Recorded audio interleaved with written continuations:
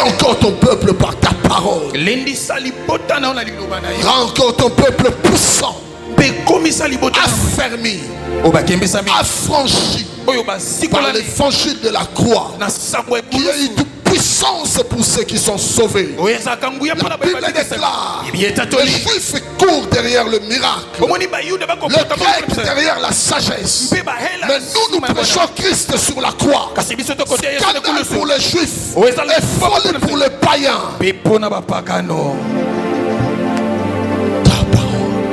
Je ne suis qu'un simple instrument. Seigneur, je t'en supplie. Je ne suis pas un professionnel. Seigneur, que l'humain se taise et que le divin agisse. En ton nom, Jésus. Nous avons ainsi prié.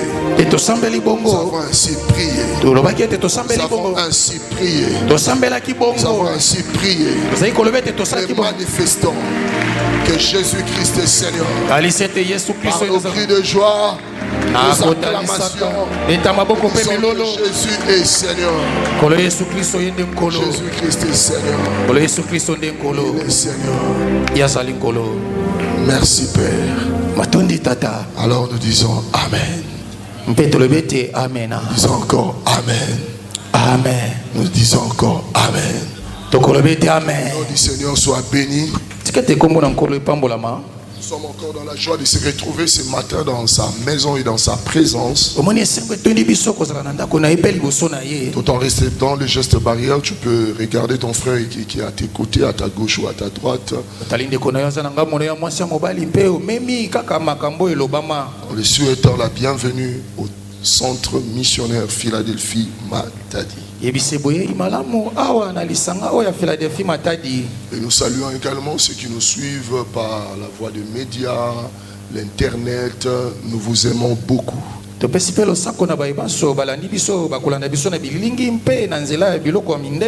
de commencer le message de ce matin, j'aimerais encore continuer parce qu'il y a beaucoup à dire à Naïm.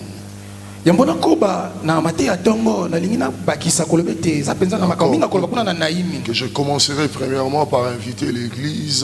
Déjà demain, nous commençons nos temps forts de prière en famille. Donc papa, maman, les enfants, je ne sais pas, la bonne, les cousins qui sont à la maison, nous tous nous serons là sur le nat de lundi jusqu'à vendredi. Et nous saluons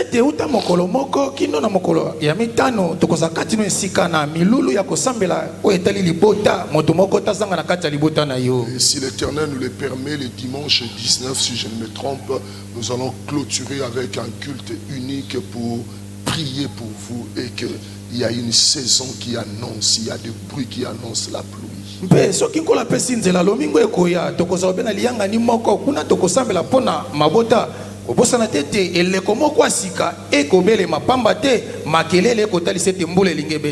Seigneur, je te rends grâce et je prie que je sois encore un instrument qui va communiquer ta pensée encore ce matin pour ton peuple.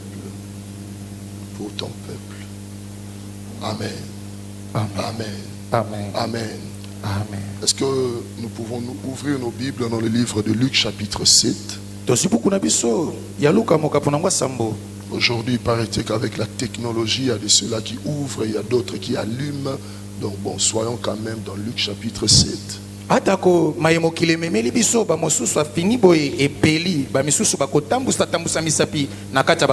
suis en train de vous regarder pour vous dire que je n'ai pas besoin encore de votre regard maintenant, mais j'aimerais que nous puissions plonger nos regards dans nos Bibles, dans Luc chapitre 7.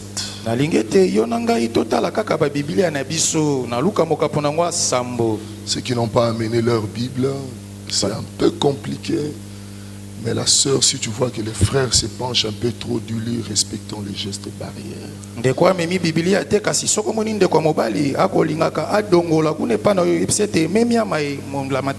Prions que le Seigneur nous aide prochainement pour que les médias nous remettent la projection.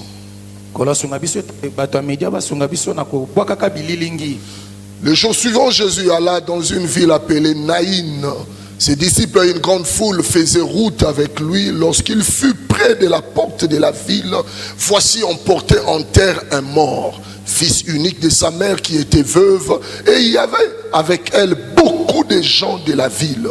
Le Seigneur l'ayant vu fut ému de compassion pour elle et lui dit: ne pleure pas. Tu peux dire à ton frère: ne pleure pas. Ne pleure pas. Ne pleure pas. Ne pleure pas.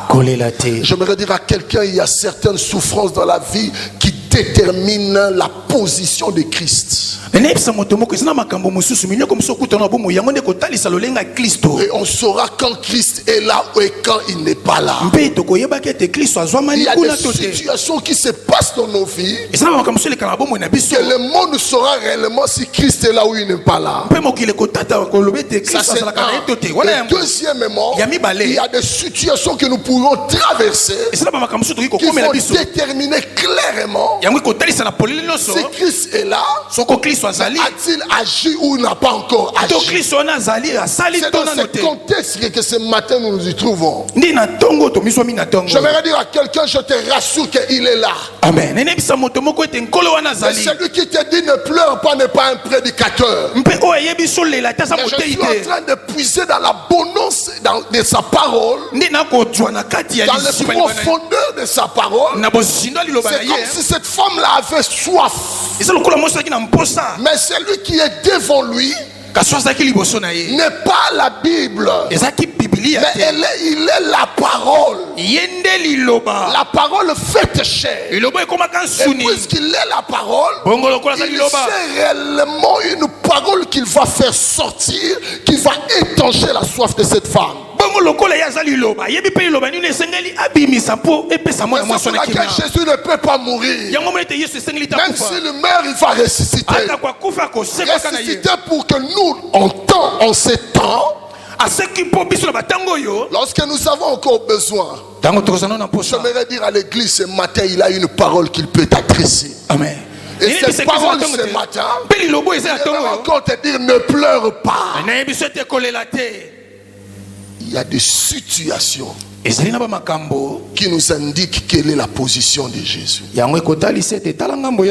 des situations que nous traversons dans la vie qui nous indiquent réellement Yesu sala nini siko. Bon, n'a pas problème. Yesu na côté nini, azo sala nini. J'aimerais te dire, il est là déjà présent. Amen. Et ce matin, il te dit: ne pleure pas. Il ne s'arrête pas là. Il dit une parole directe.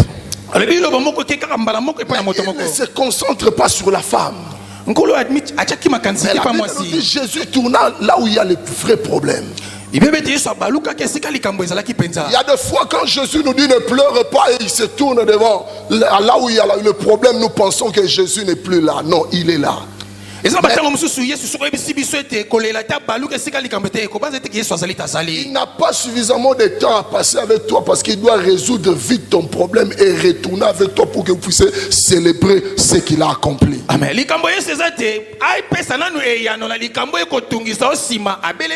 toi, il te dit ne pleure pas. Mais il se tourne vers le problème. La Bible nous dit: il s'approcha. Quand il s'approche, cela veut dire pas qu'il est absent là où toi tu es. Quand Jésus s'approche là où il y a le problème, ne veut pas dire que Jésus t'a abandonné. J'aimerais dire à quelqu'un maintenant, il s'approche là où il y a le problème. Mais il te dit: toi reste dans ton poste, car tu n'attendras plus le verbe ne pleure pas. Mais ce qui te sera arrivé, ça sera la restitution de l'enfant que tu as perdu. Pour laquelle il dira à Habakkuk: reste dans ton poste, attends la prophétie. Elle s'accomplira. Et elle s'accomplira certainement. Jésus laisse sa femme parce qu'il sait qu'il a déjà reçu la parole. Mais ce qu'il lui faut, Ce n'est plus la parole. Parce que la parole est déjà entrée dans la vie de cette femme. Maintenant, ce que la femme attend n'est plus la parole, mais l'accomplissement de cette parole. Oh, celui qui ne peut le faire n'est que Jésus. Amen. Parce que tout ce qui était avec le cercueil était incapable de ramener l'enfant. Mais Jésus seul avait la capacité de prendre l'enfant et de le retourner à sa maman. Je prie que tu restes dans ton poste. Car je suis en train d'annoncer ce matin, tu as la parole, mais ce qu'il te faut ce matin, c'est l'accomplissement de cette parole. Je vois des gens j'aimerais te rassurer, celui qui est vivant va encore étendre sa main afin que tu vives la gloire de Dieu.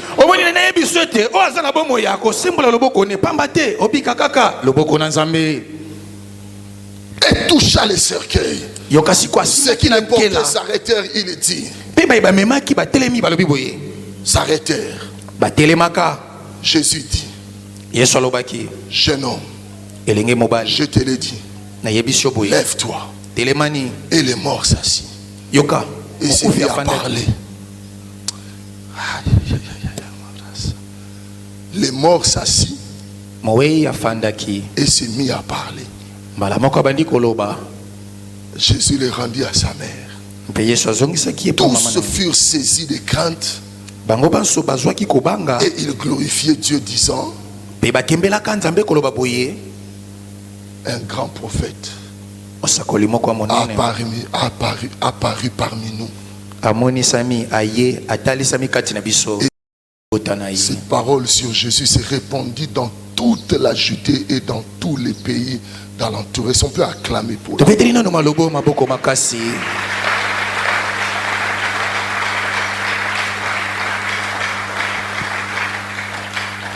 Amen. Amen. Nous continuons avec la résurrection. Lorsque l'on s'est reçu, on nous parle de deux cortèges. Le premier cortège qui se dirige vers Naïn. Et le deuxième cortège qui est en train de sortir de Naïn. Lorsque nous examinons ces textes, nous nous rendons compte qu'il y a deux actions. Il y a une action avec un cortège qui va vers Naïn. Et il y a un deuxième cortège qui sort de Naïn pour se diriger vers le lieu de l'ensevelissement. J'aimerais dire à quelqu'un, le temps peut passer, mais lorsque Dieu agit, il détermine ce que le temps veut dire. J'aimerais t'annoncer ce matin, lorsque la résurrection arrive, la résurrection ne vient pas pour créer le désordre ou les troubles. Mais la résurrection vient rétablir l'ordre. Dans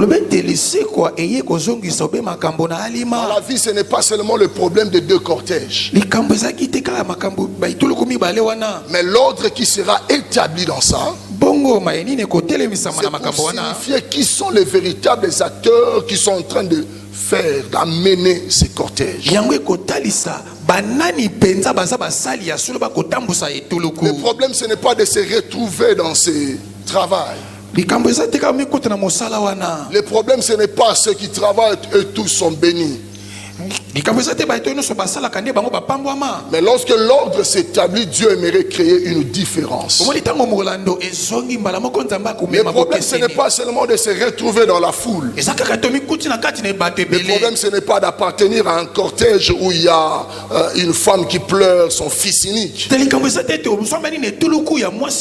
Lorsque la résurrection arrive, on verra réellement qui est qui et qui fait quoi. Je prie que là où on ne voulait pas parler de toi, c'est dans ce même endroit qu'on parlera de toi. J'aimerais dire à quelqu'un, Tu ne quitteras pas ces quartiers. Tu ne changeras pas de famille. Tu ne changeras pas non plus de ville.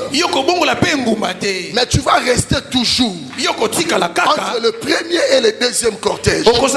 Mais dans ce cortège-là, si la résurrection arrive, on saura qui est Jésus, qui est le Fils unique, qui est la veuve. On saura qui est qui. J'aimerais t'annoncer, tu ne quitteras pas ce mandat. Tu seras là. Je suis en train de t'annoncer qu'il y a un temps nouveau où on saura qui est qui là-bas. Tu n'as pas besoin de changer de quartier pour déclarer que les sorciers ont remporté la victoire. Nous tous nous resterons dans le même quartier. Mais l'on saura qui a un Dieu. Qui a Dieu avec lui. Nous tous nous allons nous marier. Mais l'on saura qui a Dieu. Je suis en train de t'annoncer, c'est fini le temps de te traiter. J'aime bien ce que Thomas Paul dit. On cite les noms des gens. On met virgule et tchétchéri et tchétchéri.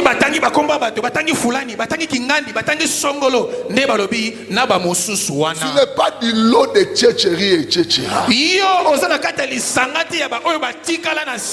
Tu ne fais pas partie de tchétchéri et tchétchéri.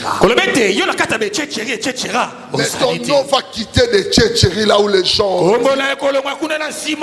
Et on saura que dans ce quartier-là, il y a quelqu'un qui a fait la différence. Car si Jésus amène la résurrection, on parlera de la foule. Je suis en train de voir ton nom quitter les tchétchéris et ton nom être mis là où ça doit être. Le Dieu que nous prions n'est pas un Dieu qui nous traite. On a évité de manière grosso modo.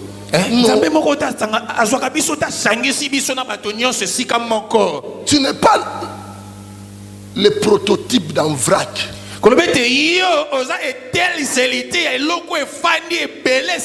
Parce que divinement parlant, ton ADN ne reflète pas l'envrac. Ton empreinte digitale ne reflète pas le fait d'être en vrac. Déjà quand tu poses cette empreinte digitale, on va chercher qui a posé. Je prie que ton travail soit élevé. Ta vie de prière soit élevée. Là où tu es, que tu te démarques de la foule. Car l'on saura, Jésus est venu, mais il est venu pourquoi? Il est venu pour créer la différence entre toute la foule et le Fils unique et sa mère. Trois positions vont nous déclarer la résurrection. La première des choses, c'est Jésus. C'est Jésus. Ah, j'aime bien Jésus. Quand tout le monde parle le même langage, imaginez ces deuils. Tout le monde est en train de pleurer en armes. Tout le monde est habillé peut-être en uniforme. Tout le monde suivait tout le monde. S'il fallait ensevelir, nous tous nous allons ensevelir. S'il fallait porter le cercueil et suivre le cercueil, nous tous, c'est l'harmonie. C'est ce qui est établi, ce qui doit être connu. Mais Jésus utilise un langage dans un environnement qu'il ne faut pas, selon humainement parlant.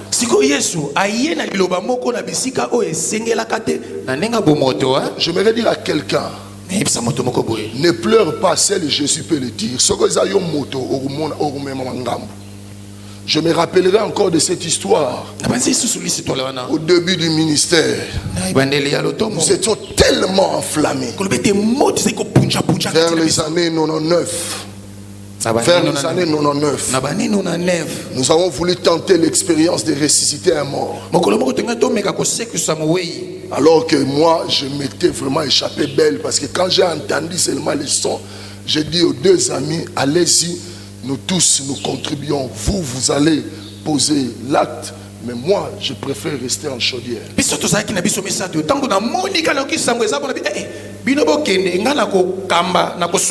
Alors que l'église se trouvait sur la même avenue.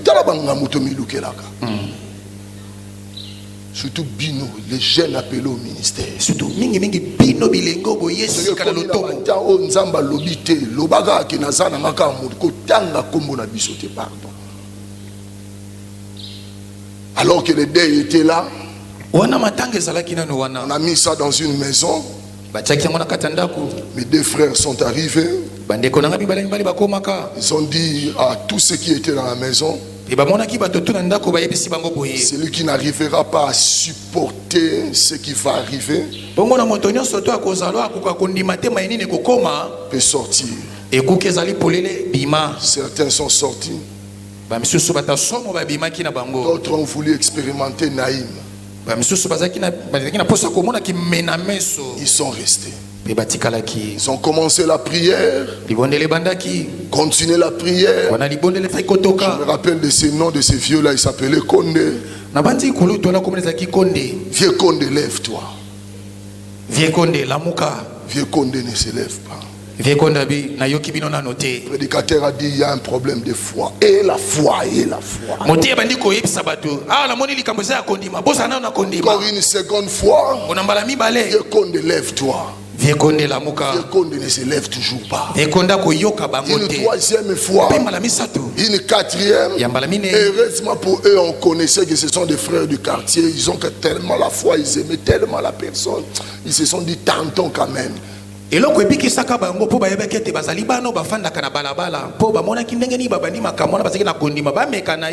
échappé belle. C'est ce qui se passe ici. Ce n'est pas un apôtre qui le dit. Ce n'est pas, je ne sais pas, un disciple qui déclare. Mais celui qui dit ne pleure pas. Donc humainement parlant, il est en train de remettre en question tout ce que la foule a décidé, tout ce que le peuple a décidé. Jésus remet ça en question. Donc pour dire que même si vous êtes une foule, même si vous êtes nombreux, ce que vous êtes en train de faire là, peine perdue.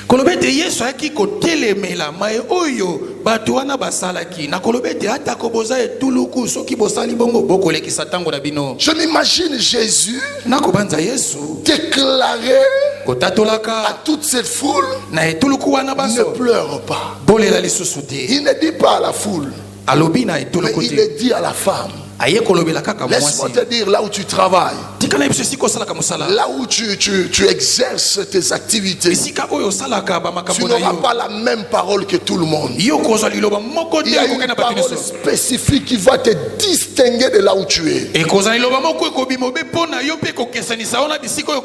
Lorsqu'on voudra prendre la liste pour mettre tout le monde en dehors, mais pour toi Jésus dit ne pleure pas.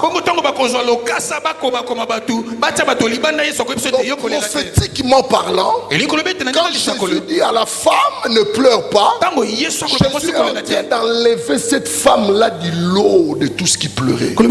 Jésus est en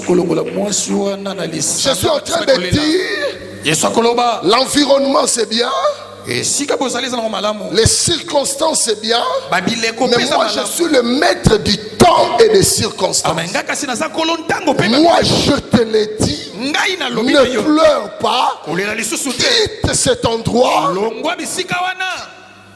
ne reflète plus cette attitude, car ce que je j'aimerais faire maintenant, ce n'est pas ce que tout le monde. Raison pour laquelle quand Dieu veut visiter son peuple, il commence par un homme et il touche le peuple. Il commence par la femme. Et après il ira là où il y a tout le monde, là où le cercueil est. C'est ça le modèle de Jésus. Pour visiter ta famille, il ne viendra pas pour ta famille directement. Mais il va te prendre toi. Raison pour laquelle j'aimerais t'annoncer, c'est le temps que le nom de ta famille soit élevé à cause de toi. Il est le Jésus qui prend Joseph et l'enlève en Cana, car quand il touche Joseph, il touchera Israël.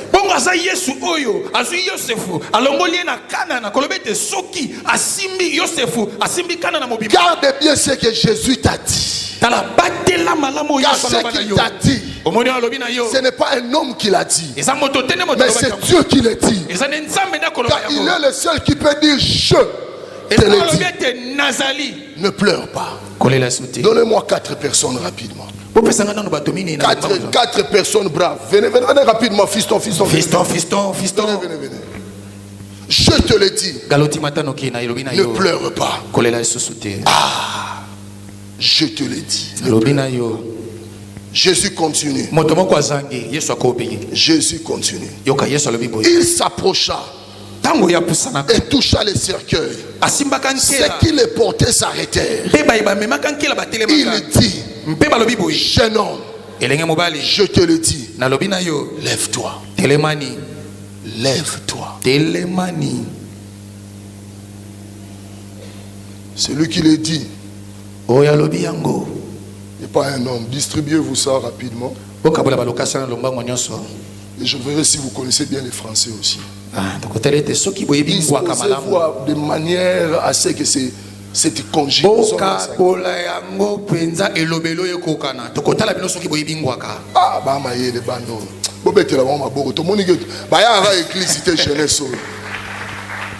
Je te l'ai dit. Le jeu de Jésus. Vous restez un peu. Tournez comme ça là. Les dits de Jésus. C'est lui qui dit je. C'est les dis. Ça s'accorde. Mais la Bible nous dit, quand il dit, nous allons attendre pour que ce qu'il a dit, ça s'accomplisse. Et si ça s'est accompli, c'est alors que nous saurons qu'il y a contradiction ou il y a vérité. Or, la parole nous dit que dans Nombre chapitre 23 verset 19, Dieu n'est pas un homme pour mentir, ni fils d'un homme pour se repentir. Lorsqu'il dit dans le présent, nous attendons dans l'avenir. Et si ce qu'il a dit est vérité, parce que ça s'est accompli exactement tel qu'il a dit, c'est alors que nous saurons qu'il n'est pas menteur. Mais si ça s'est accompli pas comme il a dit, ou bien ça ne s'est pas accompli, la personne aura la facilité ou l'humilité de se repentir par rapport à ce qu'il a dit et ça ne s'est pas accompli. Je donne un exemple. Tu fais une promesse à quelqu'un ou tu fixes un rendez-vous. Qu'est-ce qui se passe? Tu fixes rendez-vous à quelqu'un à 12 heures. Cela veut dire que tu t'es engagé par rapport à cette parole. À 12 heures, vous allez vous rencontrer. Mais s'il s'avère que tu arrives à 13 heures, cela veut dire qu'il y a déjà mensonge. N'est-ce pas? Et l'humilité nous dit, puisqu'il y a mensonge, après cela, ceux qui ont l'humilité vont se repentir. Se repentir veut dire en d'autres termes corriger. Et en présence des excuses, n'est-ce pas, que je n'ai pas été à la hauteur d'accomplir ce que je t'ai dit ou ce que je t'ai fixé comme rendez-vous. Maintenant, notre Dieu, quand il dit un mot, cela d'abord s'accomplit. Et la Bible déclare ça s'accomplira certainement. La Bible ajoute encore, il n'est pas un homme pour mentir. Donc cela veut dire quoi? Ce qu'ils attendent sur le champ de l'accomplissement, on aimerait déjà vous rassurer que c'est la vérité qui va arriver. Car lui ne va pas se repentir. Mais sur le champ de l'accomplissement de ce qu'il a dit, si nous sommes là, nous verrons que ça va s'accomplir et ça s'accomplira certainement. Donc les dits de Jésus engage Jésus dans son action. Et lorsque cette action se déploie, nous n'avons pas de problème. Là, nous prenons la défense de Jésus. Donc de ce côté-là, déjà, tout ce qu'il dit, ça s'accomplit toujours. Et tout ce qu'il annonce, ça s'accomplit toujours. Parce que ça n'arrivera jamais. Mais maintenant le problème, il dit à cet enfant, je te le dis, lève-toi. La première des choses, c'est quoi? Si nous appliquons te ici, je te dis, je dis à toi. Jésus n'appelle pas cet homme, il ne l'appelle pas comme étant fils unique. Il ne l'appelle pas comme étant cadavre. Mais il s'adresse à un jeune homme. Cela veut dire quoi? Jésus est en train de lire exactement l'âge de celui qui est dans le cercueil. Il connaît que ce n'est pas un vieillard. Il connaît que ce n'est pas un homme adulte. Mais il connaît que c'est un jeune homme. Mais ceux qui ne connaissent pas ce jeune homme ne font pas reconnaître. Parce que le jeune homme est enroulé par des linges. Donc Jésus aimerait dire, quand je m'adresse à cet homme, à ce jeune homme, croyez-moi qu'il n'y aura pas mensonge par rapport à sa vie. Car mentir veut dire aussi déguiser. Déguiser. Dans les déguisements que vous voyez, moi je ne vois pas les déguisements. Mais moi je vous dis déjà dans l'avenir, c'est un jeune homme. Pour dire quoi? Il a encore la capacité et les potentialités à ce que la destinée de Dieu s'accomplisse dans sa vie. Voilà pourquoi moi je dis que c'est un jeune homme. Parce que ce n'est pas le temps pour lui de mourir. Car il a encore l'avenir qui est devant lui. Raison pour laquelle je vous rassure. Quand je mets devant lui le jeu et je mets à côté les tirs, ce jeune homme a la possibilité d'appliquer entre les jeux et les tirs de Jésus et rien ne pourra l'empêcher. Je vais dire à quelqu'un, le Jésus qui te place dans cette entreprise ne mentira jamais. Tu n'es pas dans ce poste en déguisement, mais tu es la personne qu'il lui faut. Car puisqu'il a dit cela, ça s'accomplira. Ça s'accomplira certainement. Laisse-moi te dire, c'est lui qui te garde, c'est lui qui te protège, c'est sa parole qui te protège. Oh, sa parole, lorsque c'est annoncé, ça s'accomplira et ça s'accomplira certainement. temps que le jeune homme meurt, car il a la capacité, il a les opportunités.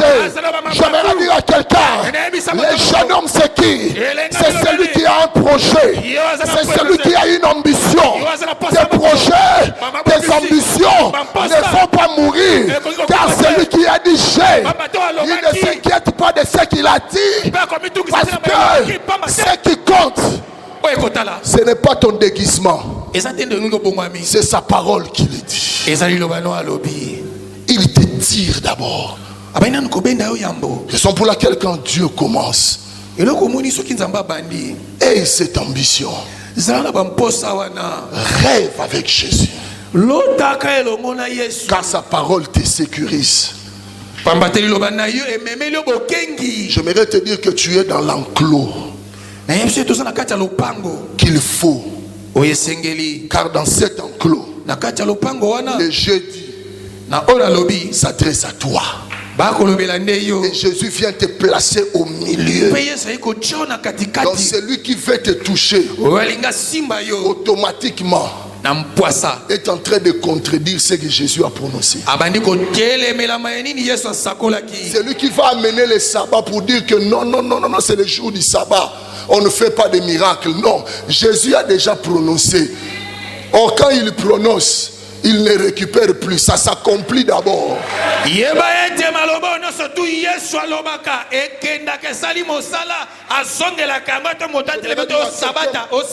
Moi je le crois que le Jésus qui peut déclarer ta promotion ici.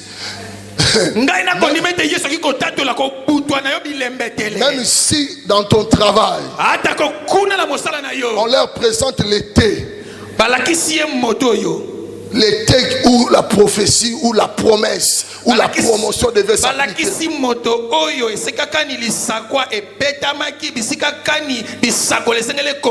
On essaye de te bouger partout, d'examiner, de tourner. On constitue même des jurys. Ça, ce n'est pas ton problème. Moi, je sais une seule chose. Si on remet en question la personne, donc en réalité, on m'irait dire à Jésus qu'il est menteur. Oh, laisse-moi te dire, la parole précède toujours l'accomplissement. Et puisque lui, il a déjà dit, il va se rassurer que l'alpha soit l'oméga, afin que toi, tu sois sécurisé.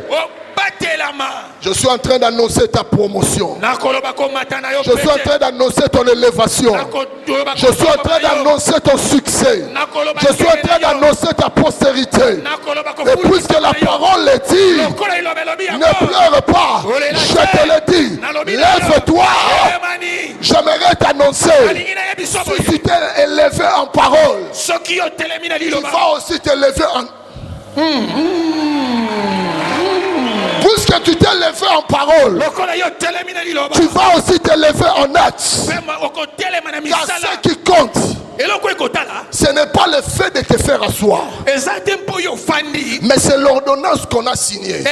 Puisqu'on a signé, le fait d'être positionné arrivera.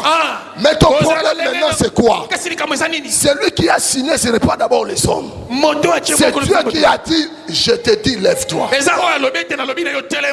Donc celui qui a dit cela connaît en réalité qu'on n'a pas dit ça à un vieillard. Et lorsque ça va s'accomplir, on laisse une année, 2 ans après tu meurs. Mais il dit ça à un jeune homme. Donc cela veut dire quoi? Ce qu'il a dit, on va causer là ta chute. Ils vont attendre ta chute. Mais cela ne va pas arriver. Car le jeune homme doit devenir adulte et doit devenir encore vieillard. Laisse-moi te l'annoncer. Ceux qui attendent ta chute, il faut pas attendre. Car le Seigneur qui t'a béni, le Seigneur qui t'a béni est en train de te sécuriser dans son champ. Tu vas marcher le premier jour, tu entreras à Néni, tu entreras à Naïm, et tu auras encore le temps.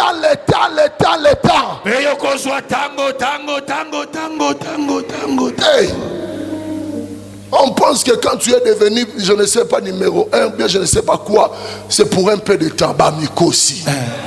J'aimerais t'annoncer que tu as un jeune homme. Tu as l'âge prophétique qu'il faut. Tu vas avancer. Tu vas tourner. Tu vas t'asseoir. Tu vas te lever. Raison pour laquelle la Bible nous dit, Jésus dit à cet enfant, à ce jeune homme, lève-toi. Mais le jeune homme ne s'est pas levé. Il a d'abord commencé par s'asseoir. A-t-il contredit Jésus? Non. On l'a dit lève-toi.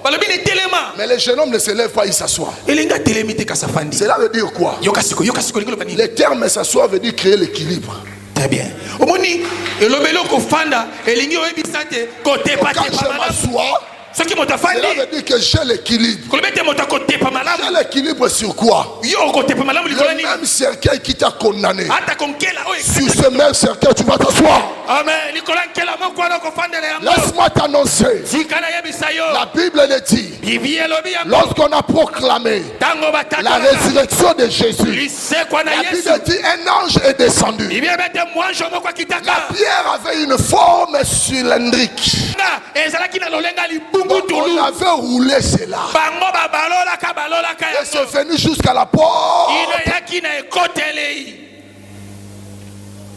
du tombeau. Ça, ce sont les hommes qui ont.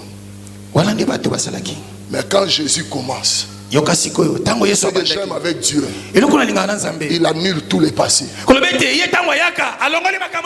Il commence avec une nouvelle base. Le jour de la résurrection, il déclare un ange est descendu du ciel. Il a roulé la pierre. Il s'est dit non, il y a un plan incliné ici. Attention, la pierre peut rentrer. L'ange s'est assis sur la pierre. Il s'est assis sur la pierre. J'aimerais annoncer à quelqu'un, ce qui t'a fait du mal, tu auras la supériorité sur ça. Là où on t'a condamné, tu auras la supériorité sur ça. C'est le temps de s'asseoir sur le même cercueil. Là où on pensait que le cercueil était en train de contrôler ta vie. Mais c'est le temps que toi tu t'assois sur ce cercueil. J'impose quelqu'un ce matin. Ces gens-là qui s'étaient assis dans ces postes-là, sur ces chaises-là, qui pensaient avoir le dessus sur ta vie, de t'amener à gauche, de t'amener à droite.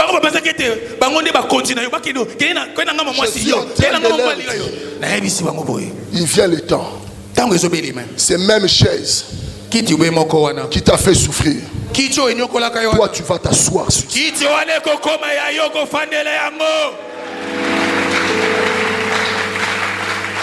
L'ange est venu, s'est assis sur cette pierre.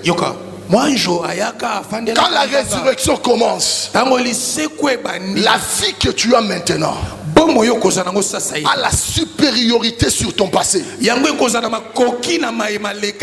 A la supériorité sur ton passé. Le même passé qui était caractérisé par un cercueil, Dieu va faire voir aux gens que là où on a voulu sa mort, là où on l'a placé, c'était les mains des hommes qui sont venus les placer là. Je suis en train de voir une image de quelqu'un qui travaille à la DGDA. On a pensé te mettre là où il y a les archives. Parce que dans les archives là-bas, il n'y a rien. Les hommes ont déclaré archives. Mais moi je t'annonce, Dieu a déclaré, tu quitteras ces archives là jusqu'à un sommet. Les hommes ont eu leur temps.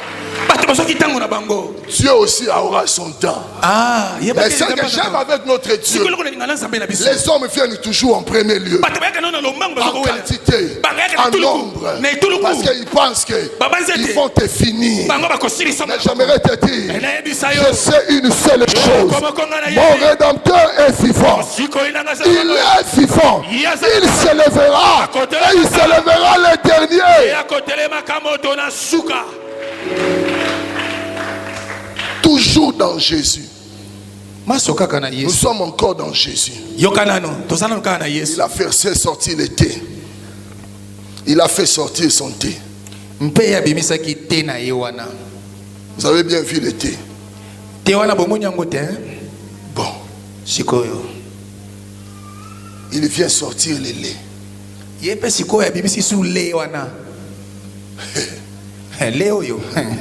Lui, Jésus, il est là. Son dit, c'est de l'autre côté. Il ne dit pas à lui, mais il dit à thé. À toi. Mais il dit à toi, tu ne seras pas en dehors de ton appel. Ton appel doit être à côté de toi. Je vais faire en sorte que ce que moi Dieu j'ai dit et ce qui a été annoncé comme mission, que tu réussisses. Le même Dieu qui a choisi toi, c'est le même Dieu qui va s'arranger à ce que ce qui doit être accompli ne soit pas en déphasage avec la personne qui va l'accomplir.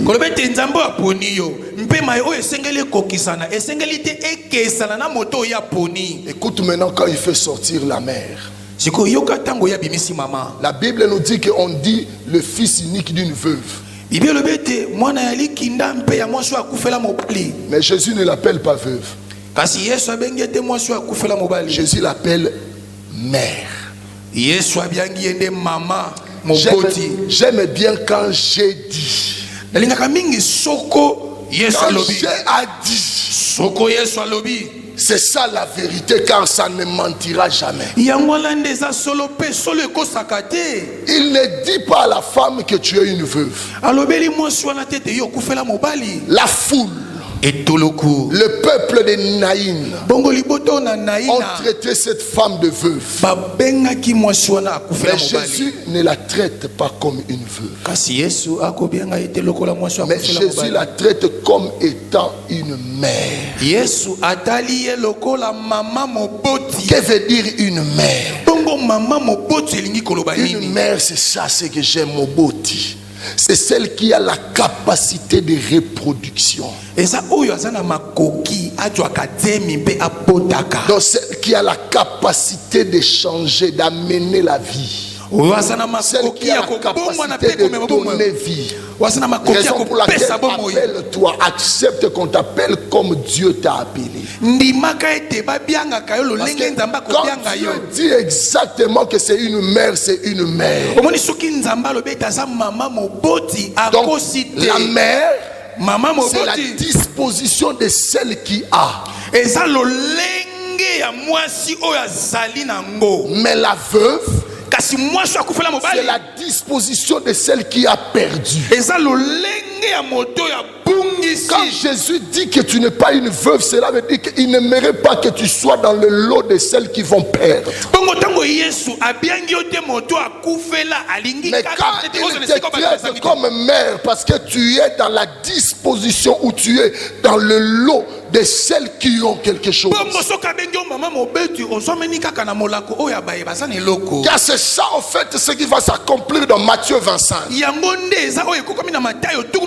Celles qui avaient la possibilité de reproduire les talents étaient productifs. Mais celui qui avait qu'un seul talent a été déclaré veuve parce qu'il a perdu même. Mais ceux qui ont pu reproduire, la Bible nous dit, l'on ajoutera à celui qui a. Donc puisque la mère a la capacité de produire, elle a déjà, c'est ça son nom. Elle est mère à celui qu'à celle qui a, l'on va ajouter l'enfant afin qu'elle soit dans l'abondance. J'aimerais te dire, le père déclare, celui qui a le fils, c'est celle-là qui a la vie. Tu n'es pas censé vivre ton veuvage, mais Dieu te déclare ce soir, ce matin, celle qui a le fils, c'est dans celle que nous verrons la vie. Je déclare ce matin que tu n'es pas de la catégorie du lot de ceux qui vont perdre. Tu ne perdras rien dans ton foyer. Tu ne perdras rien dans ton travail. Tu ne perdras rien dans ton ministère. Mais puisque Dieu te déclare mère ce matin, il aimerait te dire, c'est à toi que revient l'enfant. Car celle qui a, l'on ajoutera toujours. En toi, il y a ce que tu as dit comme identité. Ne reflète plus l'identité de celui qui a perdu. Ne reflète plus cette identité. Ne reflète plus cette identité. J'aimerais que tu commences à prier. Seigneur, ce matin, je reconnais que j'ai encore les capacités. Mais parfois les circonstances de la vie m'ont fait croire